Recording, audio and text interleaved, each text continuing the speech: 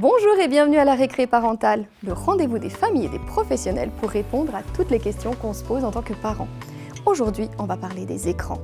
Quel est l'impact des écrans sur les enfants, sur les ados et sur les adultes? Quel est le cadre légal en Suisse qui régit les écrans? Comment les associations nous accompagnent et quelles sont-elles? Et en dernière partie d'émission, on parlera de pornographie. Je me réjouis de ce programme, allons rejoindre les invités.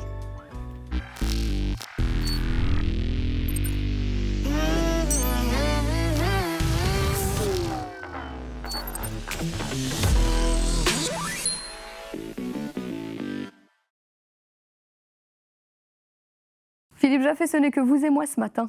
Je m'en réjouis. C'est très bien. Est-ce que vous savez à quel âge les enfants ont un premier contact avec le téléphone? Alors, le premier contact, c'est certains qui voient leurs parents l'utiliser à outrance et ils observent et ils voient qu'il y a un objet merveilleux qui passe entre leurs mains. Donc, c'est très, très tôt. C'est trop tôt peut-être. Vous aussi à la maison, est-ce que vous savez à quel âge les enfants ont la première autorisation d'utilisation? C'est-à-dire à quel âge les parents donnent vraiment un téléphone ou une tablette dans les mains de leurs enfants? Alors là, je ne sais pas avec exactitude. Je pense que ça dépend beaucoup des familles. Il y a des parents qui retardent au maximum et il y en a qui sont très permissifs. Donc, alors ça reste, c'est une moyenne, hein.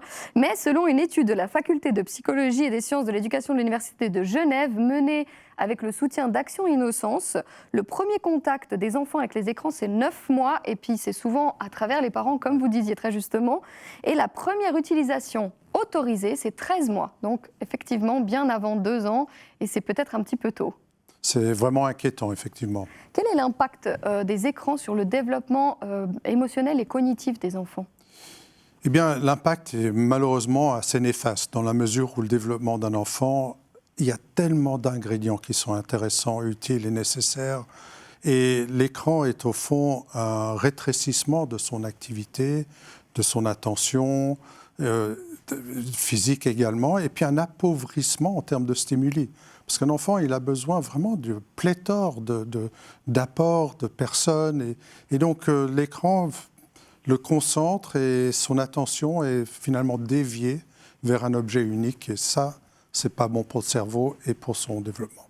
Action Innocence a justement réalisé un reportage qui nous montre l'impact des écrans sur les enfants de 1 à 2 ans. Regardons.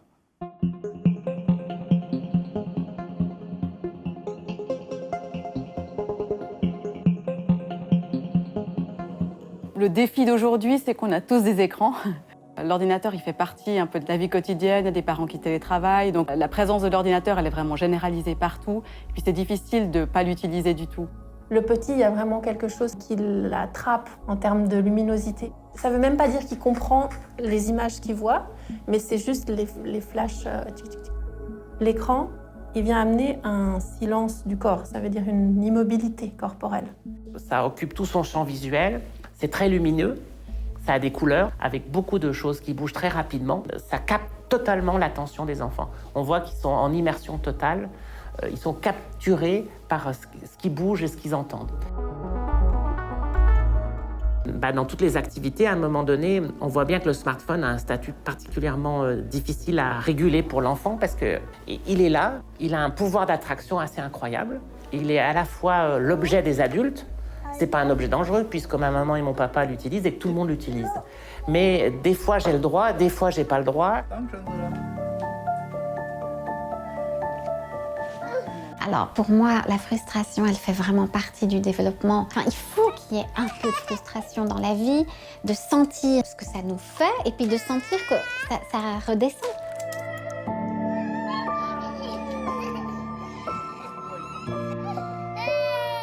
Une des clés, c'est quand même de l'aider à traverser ce moment-là, de l'accompagner, quitte à proposer aussi après une autre activité ensemble qui permet aussi pour lui de trouver un apaisement un peu plus rapide. Mais encore une fois, on voit qu'au moment où il y a eu un écran, on va devoir être très disponible derrière pour gérer la fin de l'écran. Laissons les distracteurs de côté pour passer un véritable moment, même s'il est court, hein, mais de pleine disponibilité avec son enfant. Ce qui va être vraiment important, c'est qu'à côté de ces écrans, il y a tout un tas d'autres activités. La lecture partagée, c'est vraiment une activité essentielle qu'il faut préserver et proposer très régulièrement aux enfants. C'est comme ça que l'enfant va mettre aussi des mots sur des images et il va retenir mieux que s'il entend seulement un mot sans un support visuel. Il y a une seconde activité qui est extrêmement importante pour les enfants, c'est tout ce qui concerne les activités manuelles. On voit bien la motricité fine, de transvaser, de bricoler, de coller, tout ça. On est vraiment sur le moment de la motricité, de la découverte de la sensorialité, du monde physique. Ça veut dire vraiment voir qu'est-ce qui tombe, qu'est-ce qui rebondit, qu'est-ce qui est lourd, qu'est-ce qui est léger, qu'est-ce qui est chaud, qu'est-ce qui est froid, qu'est-ce qui est dur, qu'est-ce qui est grand, qu'est-ce qui est haut, où est-ce que je peux me glisser dessous, monter dessus. Tout ça, en fait, l'enfant, il va l'expérimenter. Et puis au fond, il faut très peu de matériel. On peut prendre vraiment ce qu'on a sous la main. Les ustensiles de cuisine, les objets du quotidien, c'est quand même une source de plaisir, une mine d'or pour les enfants. L'activité physique est très importante. Il faut que les enfants bougent. Il faut leur permettre d'exercer leur corps, leurs sensations et d'aller explorer ce monde et la nature.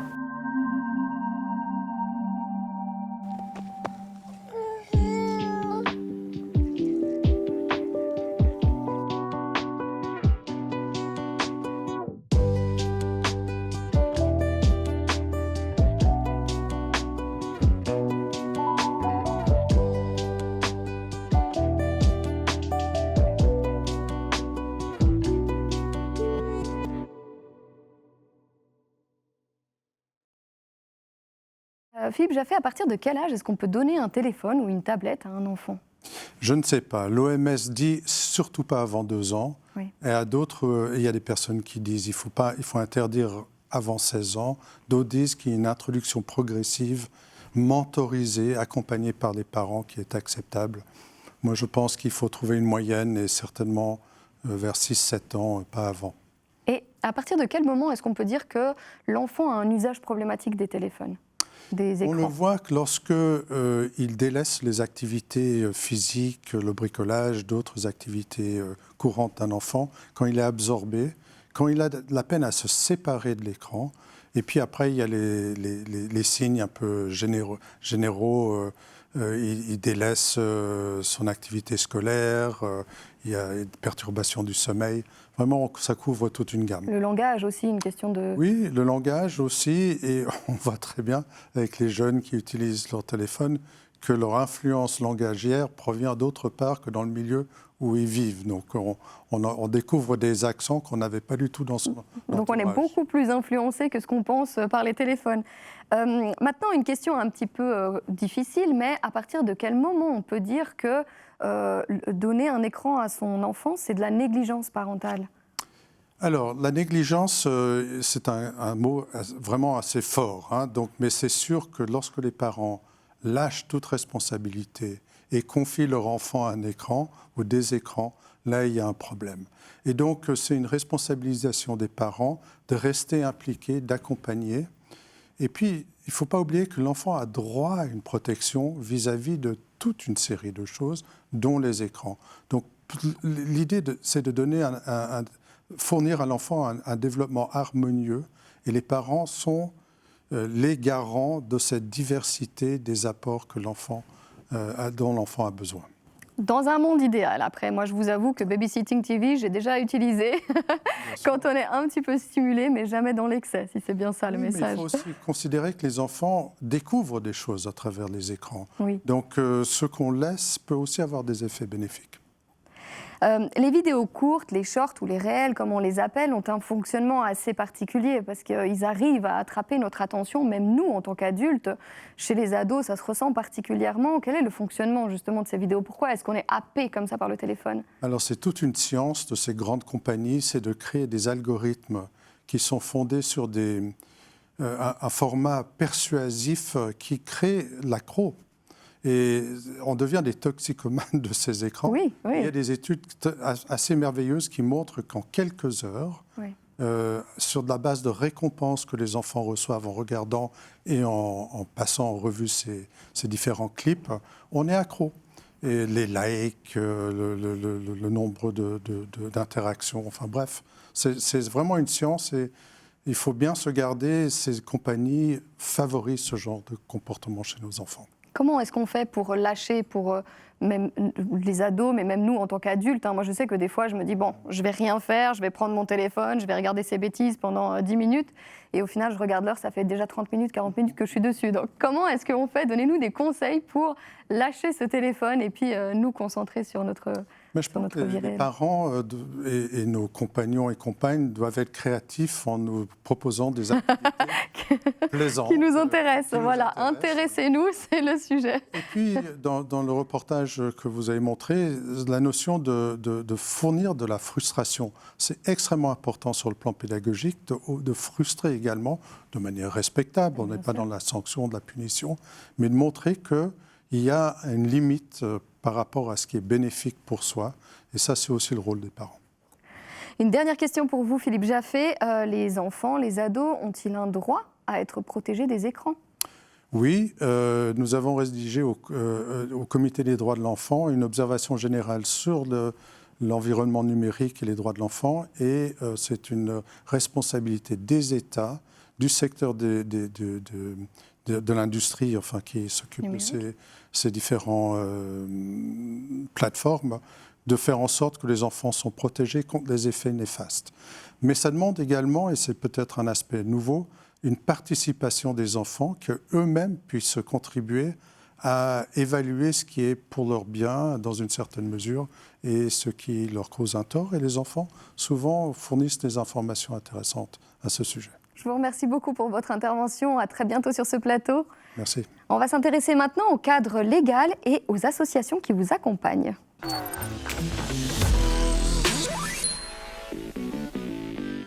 Lorsque tu donnes un téléphone à ton enfant, tu ne donnes pas à ton enfant l'accès au monde, tu donnes au monde l'accès à ton enfant. Je marque une pause parce que c'est une phrase qui est très puissante, qui a été d'ailleurs dite par Sean Ryan. C'est un podcasteur qui a travaillé pour l'armée américaine.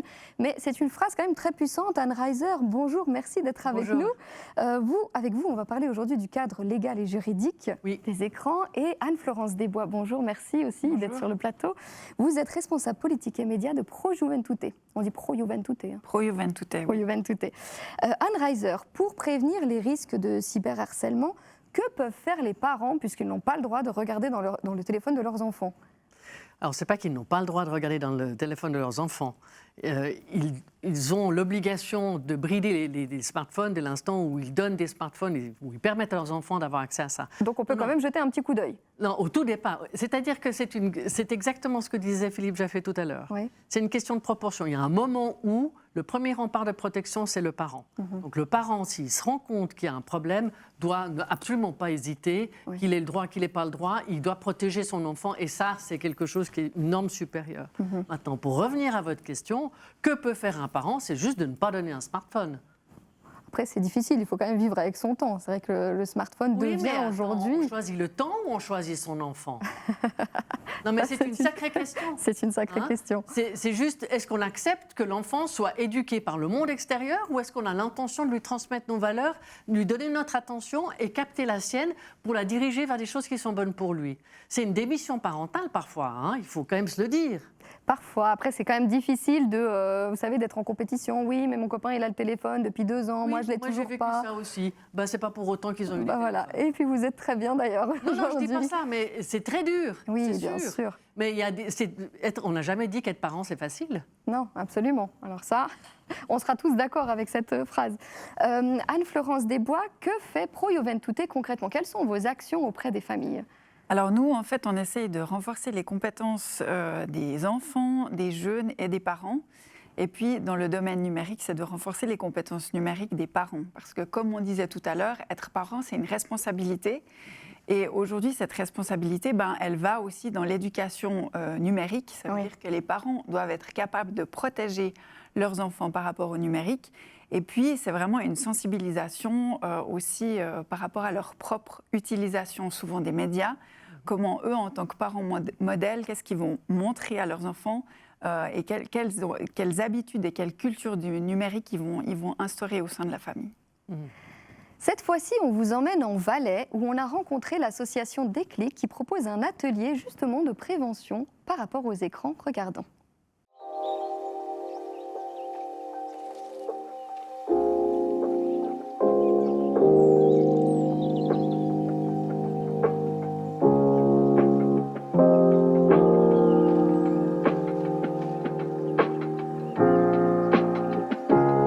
Déclic est une association valaisanne qui fait de la prévention numérique. Notre mission, c'est d'établir ou de rétablir le dialogue autour de toutes les thématiques qui touchent aux écrans et aussi de promouvoir un usage équilibré et responsable. Nous avons des prestations de la 5A jusqu'au secondaire 2, donc des ateliers en établissement scolaire, mais aussi des formations continues et des conférences à destination des parents. Nous avons des prestations qui visent tous les types d'âge et tous les publics, principalement des ateliers en établissement scolaire, mais aussi des conférences et des formations continues. Et une nouveauté depuis cette année, nous avons une permanence qui est gratuite et qui est ouverte aux familles de mercredi après-midi par mois, soit dans nos locaux, soit par visioconférence ou encore dans les animations socio-culturelles de la région. L'équipe de Déclic est aussi accessible en tout temps via notre mail que vous trouvez sur notre site internet ou bien via le WhatsApp de la permanence. Notre posture essaie d'être la plus nuancée possible, c'est-à-dire ni diaboliser ni être naïf par rapport aux écrans.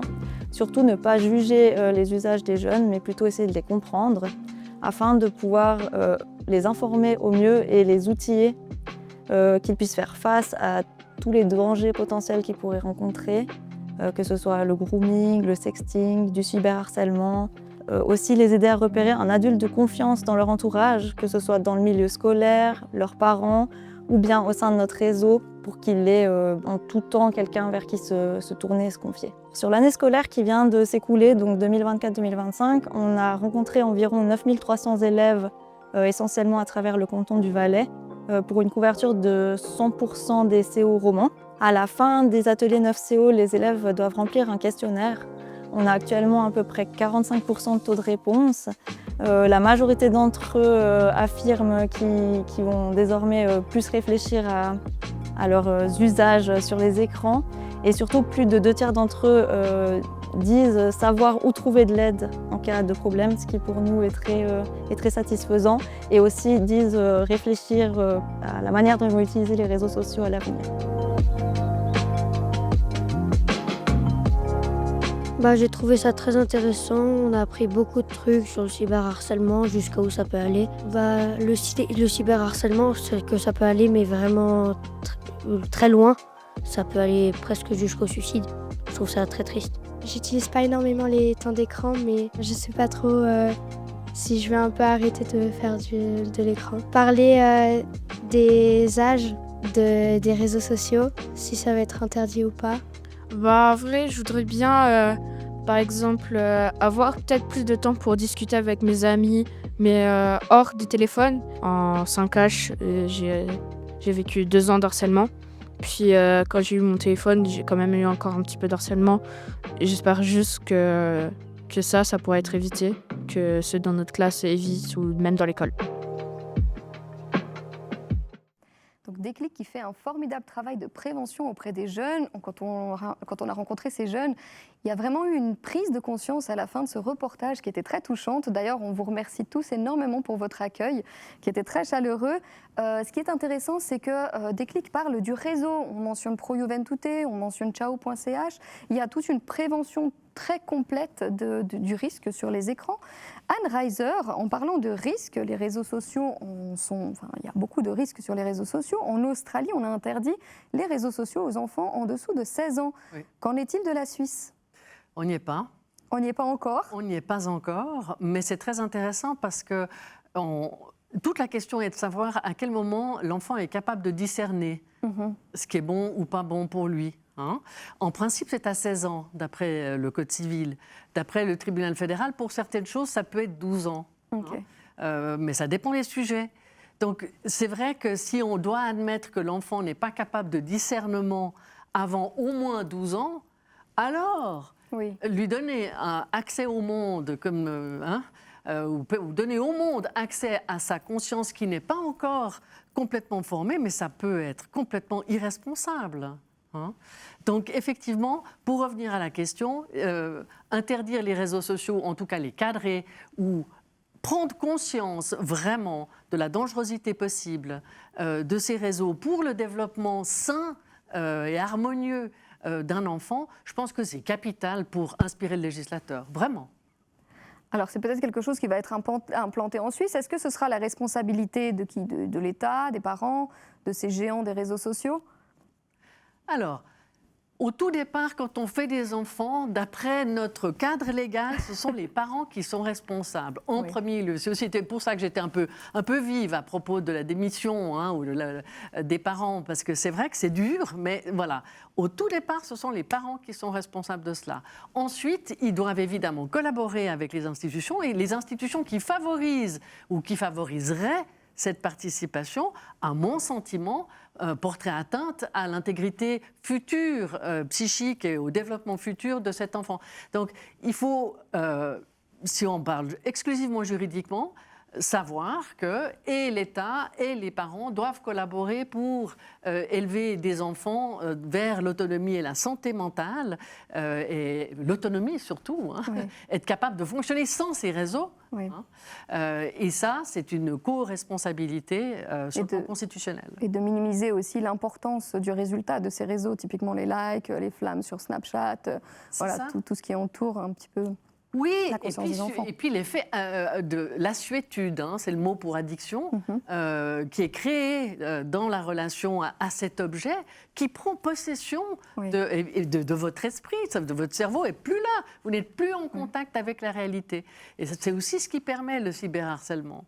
Donc c'est vrai que, voilà, je pense qu'effectivement, tout le travail que vous faites d'ailleurs est remarquable dans ce sens-là. C'est vrai, c'est indispensable de marteler ça pour que et les parents et les jeunes aussi se rendent compte qu'ils jouent avec le feu. Ce serait une bonne chose selon vous, Anne-Florence Desbois, l'interdiction des réseaux? Ce qui est clair, c'est qu'une interdiction ne va pas sans une éducation numérique.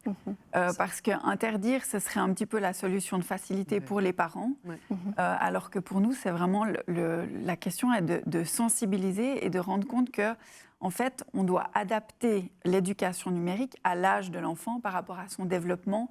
Et par exemple, on sait qu'en dessous de 3 ans, un enfant a besoin de développer ses 5 sens. En dessous de 6 ans, il a besoin surtout de créer son imaginaire entre fiction et réalité.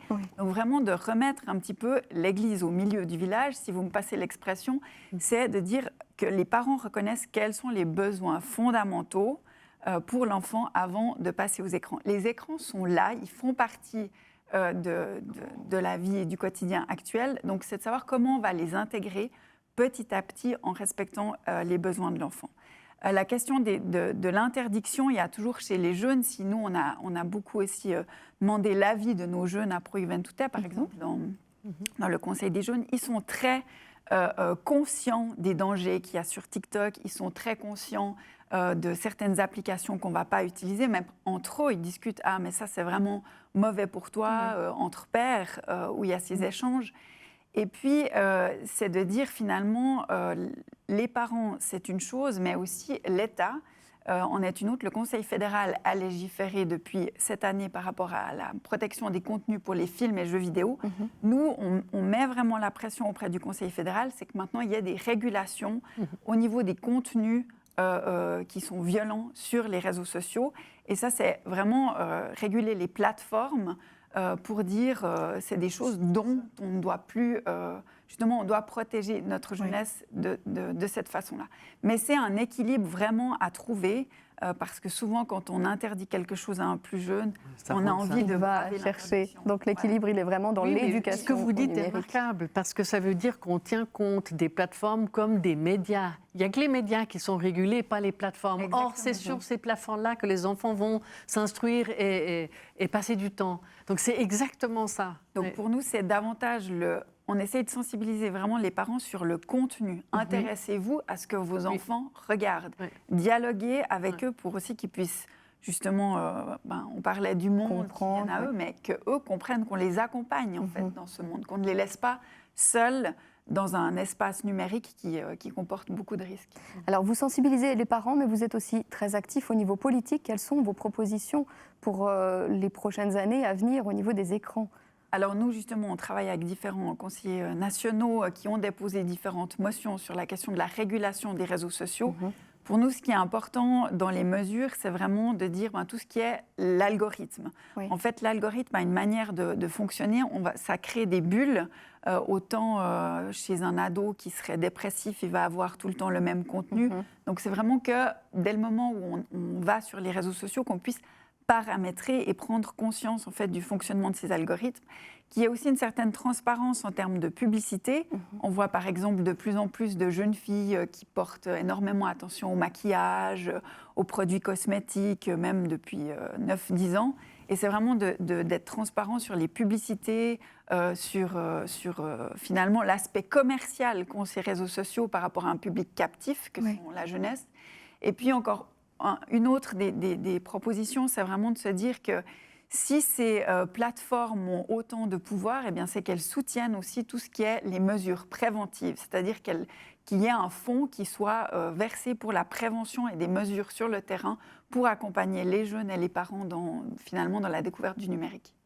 Alors, les risques sur les réseaux sociaux sont une chose. Il y a maintenant la montée de l'IA de plus en plus, où vraiment, là, on peut faire avaler tout et n'importe quoi à n'importe qui.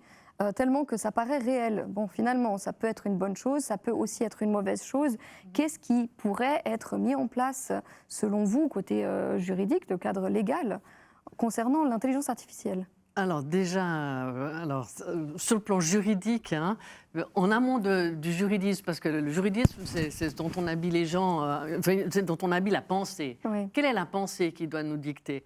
Est-ce qu'on peut imaginer que ce qu'on appelle intelligence artificielle va suppléer à notre propre intelligence? Non, c'est juste un aspirateur des intelligences d'un tas de gens.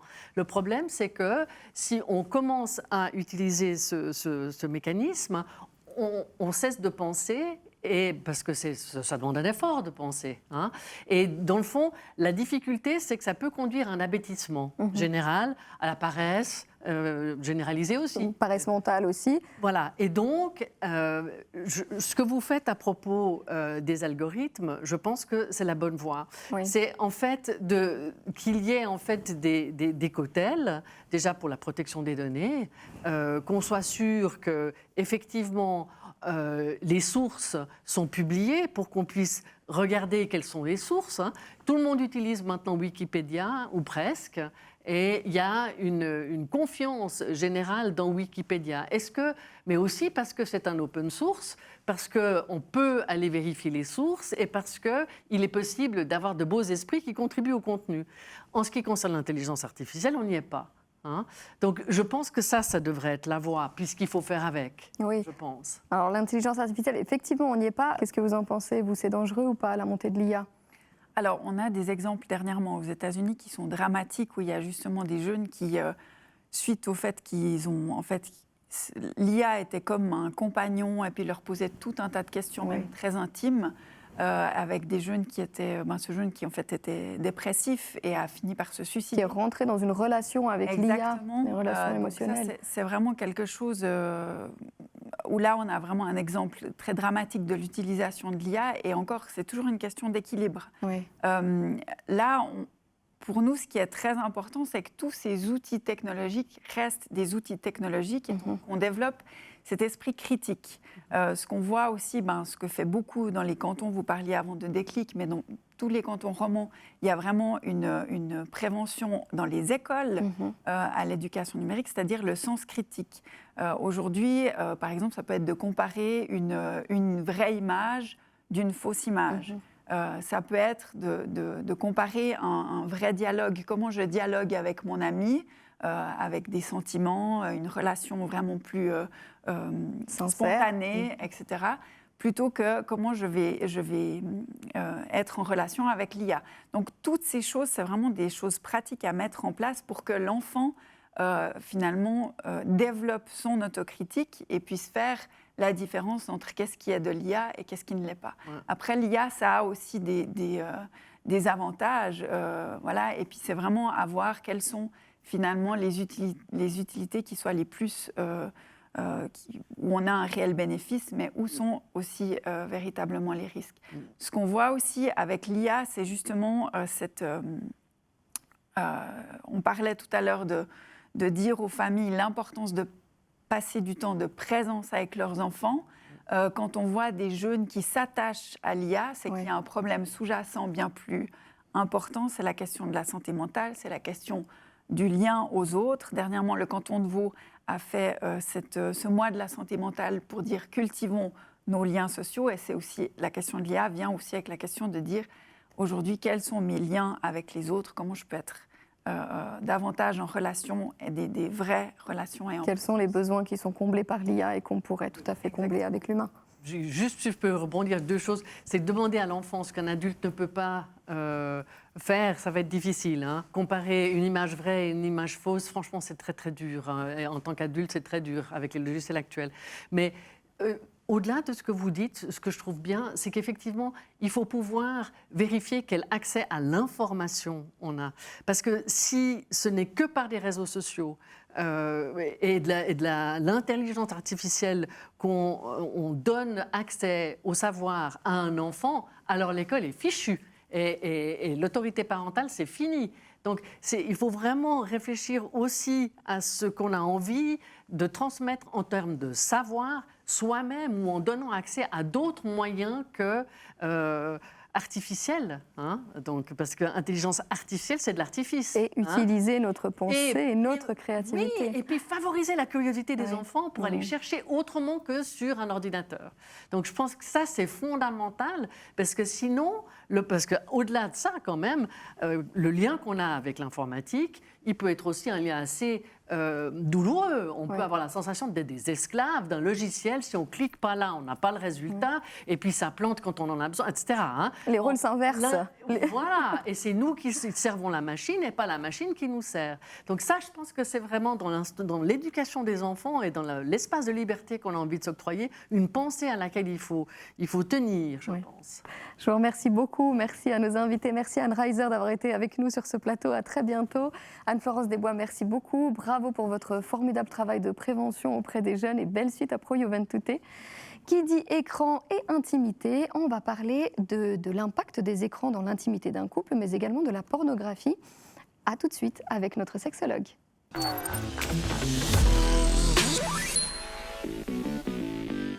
Tania Kaitas, bonjour, merci beaucoup d'être avec nous.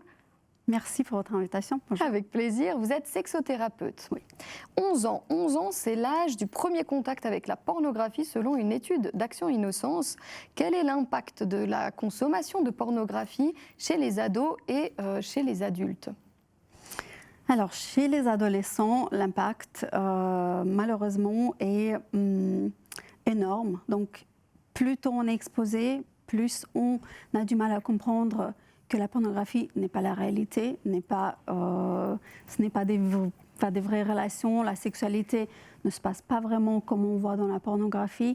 Donc ça peut mettre beaucoup de pression sur les enfants, sur les garçons, chez les filles aussi, sur la performance de comment la sexualité doit être, de comment la sexualité, elle dure, comment on entre dans la sexualité avec quelqu'un, le manque de consentement qui est très important. Puis il y a les corps aussi, il y a le côté physique que vous disiez qui est très surreprésenté dans la pornographie. Les garçons, ils vont se mettre beaucoup de pression d'être performants, mais aussi par rapport à leur corps. Donc ils vont développer une image d'un garçon, d'un jeune, d'un homme qui doit être correspondant à ce qu'ils voient dans la pornographie. Et malheureusement, dans la pornographie, en fait, on va choisir forcément les acteurs ou les personnes qui vont créer ce contenu pour donner l'impression que c'est waouh, que c'est magnifique, donc c'est sensationnel et que c'est parfait. Et même pareil pour les jeunes filles. Les jeunes filles qui vont peut-être s'identifier à des personnes, des femmes, donc les corps sont différents, peut-être ça peut créer des complexes. Ça peut créer des complexes, bien sûr, et malheureusement c'est déjà une réalité très inquiétante, car notamment la labioplastie, la diminution des petites lèvres, enfin d'intervention chirurgicale de la vulve, où on va changer l'aspect de la vulve est déjà une des interventions chirurgicales le plus esthétique, le plus pratiquée et demandée par les jeunes filles. Waouh, ok. Donc, c'est une très mauvaise entrée en matière pour les jeunes, la pornographie. Alors, c'est une très mauvaise entrée en matière. Donc, la pornographie ne doit pas être l'outil d'apprentissage de la sexualité. On est d'accord, oui. Voilà. Et on a besoin d'une éducation sexuelle justement pour comprendre que la pornographie, ce n'est pas la réalité, que ça peut justement nous mettre beaucoup de pression et nous donner une fausse image de qu'est-ce que c'est le lien avec quelqu'un qu'on peut vivre dans la sexualité. Est-ce que ce lien qu'on a, justement, dont vous parlez, peut être biaisé lorsqu'on est dans une vie de couple, par exemple le couple parental, lorsque chacun consomme de la pornographie, est-ce que ça peut biaiser ce lien? Est-ce qu'on peut imaginer le sexe d'une autre manière à cause justement de la pornographie? Oui, malheureusement, oui. Voilà. Quand on apprend la sexualité à travers la pornographie, donc on va se créer cette image que c'est ça la sexualité et qu'on a envie de pratiquer ce qu'on voit dans la pornographie et qu'on a envie de vivre la même chose. Et là, je parle de certaines pratiques sexuelles ou de se mettre de la pression. Enfin, j'utilise beaucoup ce mot, mais c'est une réalité. Donc, cette notion de pression est très présente. Pour les hommes, d'un côté, d'être performant, de durer longtemps, d'avoir toujours envie, d'avoir toujours de désir. Et pour les femmes, c'est pareil. C'est une notion de pression qui est très présente, notamment sur le plaisir. Voilà, je dois vivre le plaisir dans la sexualité comme je le vois dans la pornographie, qui n'est pas du tout réel. Quel conseil est-ce qu'on peut donner à des personnes justement qui se sont un petit peu perdues à cause de la consommation de pornographie ou parce que justement la libido est un petit peu tombée dans le couple et puis chacun se retrouve finalement de son côté? Alors la pornographie peut exister dans nos vies comme un divertissement, comme un outil. Un outil, oui. Un outil, voilà, quand on a besoin d'être dans rallumer la flamme ou de rallumer la flamme, c'est moins souvent utilisé pour rallumer la flamme. C'est très important de faire la différence de l'utilisation comme divertissement et comme échappatoire. Donc si on utilise la pornographie comme un outil d'échapper de nos pensées, de nos émotions, des conflits, de liens qui est peut-être difficile à un certain moment dans notre vie, dans notre relation, là, on doit se poser des questions. Ouais. Et c'est très important aussi d'observer quel est l'espace que la pornographie prend dans notre vie personnelle, dans notre quotidien, combien de temps on va investir dans cette relation de moi avec la pornographie, et si ça a un impact sur nous-mêmes et sur la vie de couple. Et là, on peut parler d'un problème. Dernière question très rapidement. D'une manière générale, pas que la pornographie, mais les écrans ont un impact sur l'intimité, sur la vie sexuelle du couple parental ou des couples en général. On a tendance à rentrer à la maison, à se poser dans son lit, à se mettre sur son téléphone et à tout oublier autour de soi. Est-ce qu'on commence à s'éloigner de cette relation intime qu'on peut avoir avec notre partenaire? Oui, on s'éloigne.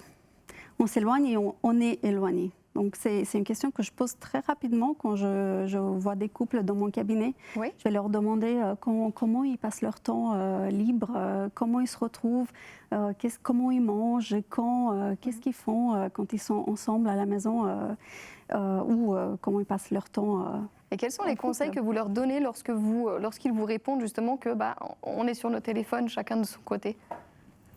Alors, je ne vais pas forcément dire que voilà, c'est mauvais, qu'il faut éliminer complètement les écrans de notre vie. Ça, c'est très difficile de faire aujourd'hui. Par contre, de prioriser le temps de qualité ensemble, on a besoin d'un lien, on a besoin de se sentir connecté, de se regarder, de se toucher, de se montrer qu'on est important l'un pour l'autre. Et si on a les écrans qui sont là entre nous, donc on peut être là physiquement, mais on va être déconnecté émotionnellement. Et c'est important de créer des espaces où les écrans ne sont pas présents, d'investir dans le temps qu'on passe ensemble. Sans écran. Sans écran. Merci beaucoup Tania Kaitas pour ces explications et pour ces très bons conseils. L'usage bien encadré des écrans peut devenir un outil bénéfique plutôt qu'un risque. Pour conclure cette émission, retenons les 4 recommandations données par Promotion Santé Valais et le canton du Valais. Pour une journée dynamique et productive, commençons la journée sans écran. Pour favoriser la discussion et manger en pleine conscience, profitons des repas sans écran. Pour un maximum de repos, de calme et de plaisir, préservons des chambres sans écran. Enfin, pour un sommeil réparateur et de qualité, évitons les écrans avant de dormir. Des gestes simples qui protègent la santé, favorisent le bien-être et renforcent le lien familial. On remercie chaleureusement le canton du Valais ainsi que Promotion Santé Valais pour leur soutien qui nous a permis de produire cette émission. Quant à nous, on se retrouve mercredi prochain pour un nouveau sujet. En attendant, belle fin de journée et belle semaine à vous.